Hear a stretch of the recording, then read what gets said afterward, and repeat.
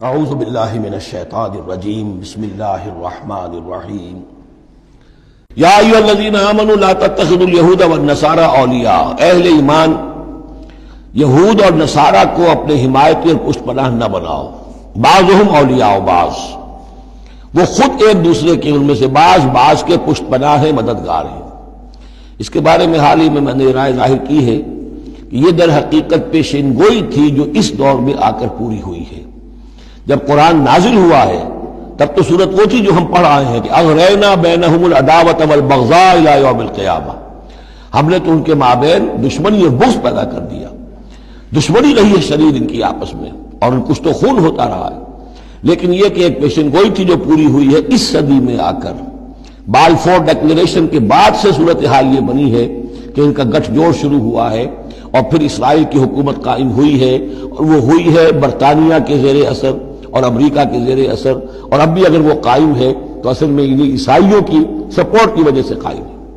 وہ عیسائی سپورٹ کیوں کر رہے ہیں کہ ان کے ممالک کی ساری معیشت کو یہودی جو بینکرز ہیں انہوں نے قابو میں کیا ہوا ہے، تو اب ان کا گٹھ جوڑ جو ہے وہ اس درجے ہو چکا ہے، آپس میں گتھ گئے ہیں کہ ان کی مالیات ساری عیسائی ممالک کی مالیات پر قبضہ ہے یہودیوں کا، لہذا اس کو ان کی ساری سپورٹ جو ہے ملٹری سپورٹ وہ یہودیوں کو حاصل ہو رہی ہے۔ یا ایھا الذین آمنوا لا تتخذوا اليہود والنصارى اولیاء، مت بناؤ یہودیوں اور عیسائیوں کو اپنے حمایتی اور پشت پناہ، بعضهم اولیاء بعض، وہ ایک دوسرے کے مددگار ہیں۔ ومن یتولھم منکم، اور جو کوئی تم میں سے ان سے دوستی رکھے گا، ان سے پیکٹ کرے گا، ان سے اپنی حمایت تلاش کرے گا، فإنہ منہم، وہ انہی میں سے شمار کیا جائے گا۔ پھر ہم اسے مسلمان نہیں سمجھیں گے، ہماری نگاہوں میں پھر وہ یہودی اور نصرانی ہے۔ ان اللہ لا یہدی القوم الظالمین، اللہ ایسے ظالموں کو ہدایت نہیں دیتا۔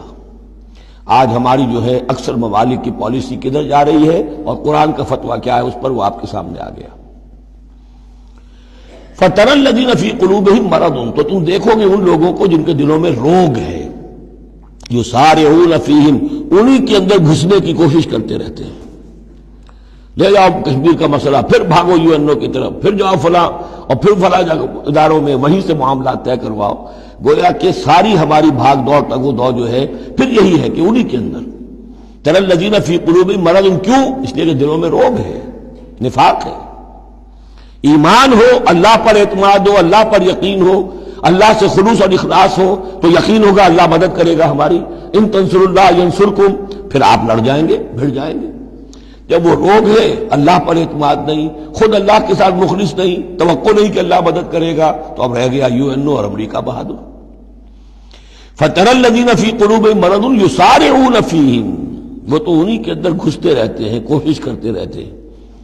یقولون نخشی ان تصیبنا دائرہ، اب وہ کہتے یہ ہیں کہ ہمیں اندیشہ ہے کہ کوئی گردش زمانہ جو ہے اس کی ہم پر جو ہے کوئی مصیبت نہ آ جائے، ہم اس کے لیے ان کا سہارا لیتے ہیں۔ فَعَسَى اللَّهُ أَن يَأْتِيَ بِالْفَتْحِ وَأَمْرٍ مِّنْ عِندِهِ، ہو سکتا ہے کہ اللہ تعالیٰ جلد ہی فتح لے آئے یا اپنے پاس سے کوئی اور ایسا فیصلہ ظاہر فرما دے، فَيُصْبِحُوا عَلَىٰ مَا أَصَرُّوا فِي أَنفُسِهِمْ نَادِمِينَ، کہ پھر جو کچھ وہ اپنے جیوں میں چھپائے ہوئے ہیں اس پر انہیں نادم ہونا پڑے۔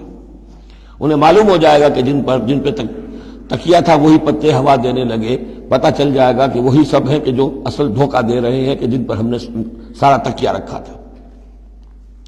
وَيَقُولُ الَّذِينَ آمَنُوا هَؤُلَاءِ الَّذِينَ أَقْسَمُوا بِاللَّهِ جَهْدَ أَيْمَانِهِمْ، اور اس وقت پھر اہل ایمان کہیں گے کہ یہ وہ لوگ ہیں کہ جو قسمیں کھا کھا کر کہا کرتے تھے اِنَّهُمْ لَمَعَكُمْ، کہ وہ تمہارے ساتھ ہیں۔